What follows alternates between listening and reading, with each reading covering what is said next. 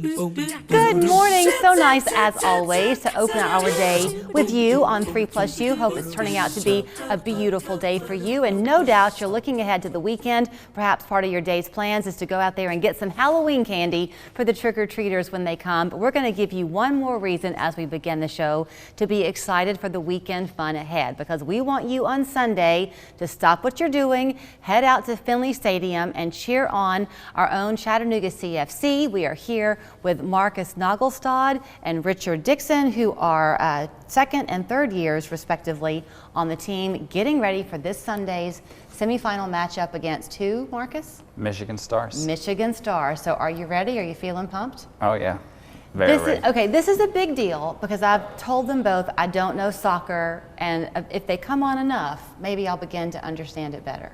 But the reason this is so significant is that this is your first time, is that right, to make it as a professional team into the semifinals. Is that right? We made it last year as well. Okay. Yes. It's the fact that you are this professional team that you want people to realize, your fans, that the level of competition you're up against is so much greater that making this marker is even more significant. Is that a fair way to say it? You could say that, yes. See, it's not significant to him because he's a professional player, right?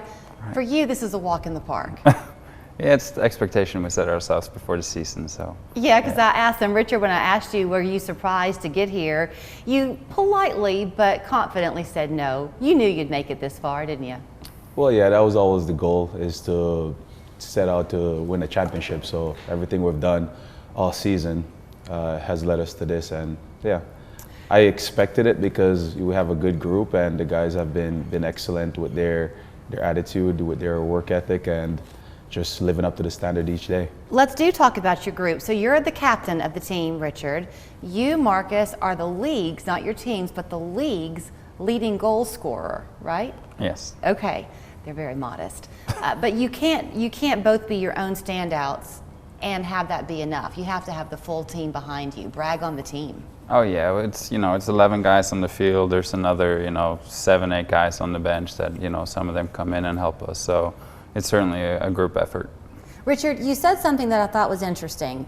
You said we kind of set out to do this, so we felt confident that we would. You can't really divide, can you, success in any sport with the mental attitude going into the game?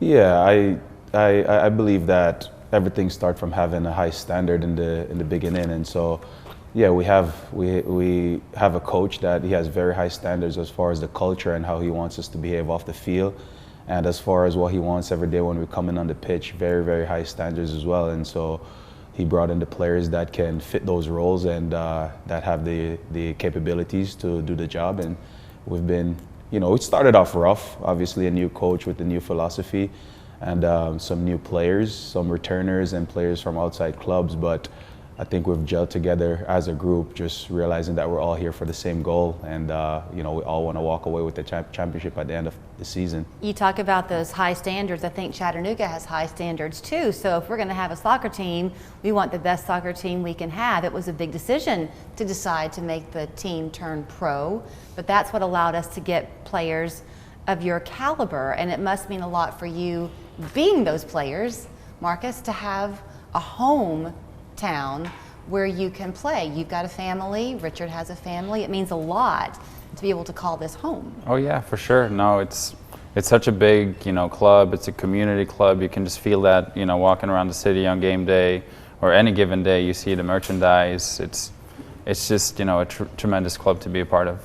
We've been very lucky because our forecasts over the last several weekends have been awfully nice. So we're looking at another good one this weekend. Sunday at 5 o'clock is when you take the field, but it is Halloween weekend. So Richard, y'all are having a little fun on Sunday, aren't you?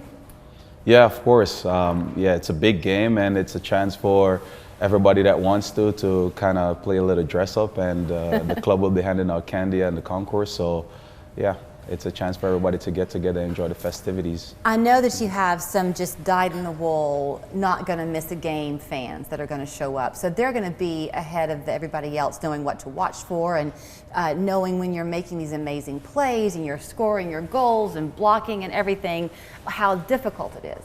For people like me who might not know the game so well, What should we be watching for? What's your biggest threat with Michigan? They're a good defensive team. They're more of a team that preys on your mistakes than are looking to create something for themselves. So for us, it's just about staying clean and not making mistakes and just, you know, keep attacking them, but, you know, while also being cautious of what they want to do. Do y'all have any rituals, like any superstitions for the team that you make sure that you always wear like the same socks or anything like that before a big game? We always have to wear the same uniform, so, but I think some individuals will have their own sort of rituals and whatnot, but yeah, you know, we sort of have the same routine. We get together before the game, usually hour and a half. Like the coach will have, you know, their tactics on the board, and they'll have, you know, a team talk, and our warm-up is always the same. But as far as rituals, I think it's very individual. And you couldn't tell me even if you did have one, because that would break it. I suppose, yeah. So Richard, he's not going to brag, but here Marcus is the league's leading scorer. What do you predict the score to be in the game?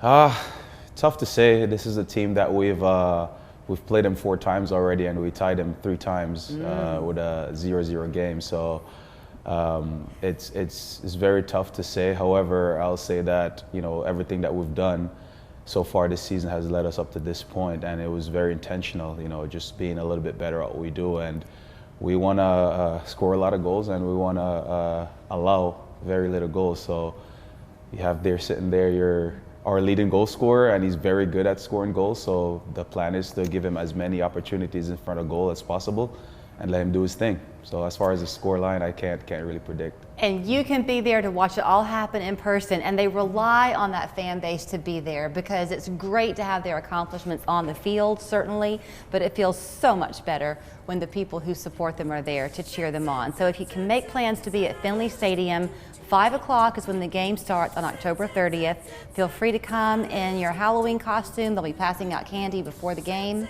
CFCTix.com is how you can get your tickets and watch. We're expecting a high score from you, Marcus. We know you can do it. I hope so. Fall is here, and that has a lot of homeowners planning remodeling projects around the house to get ready for the holidays. Everybody, Joe here with BJ Worzen, owner and CEO of West Shore Homes.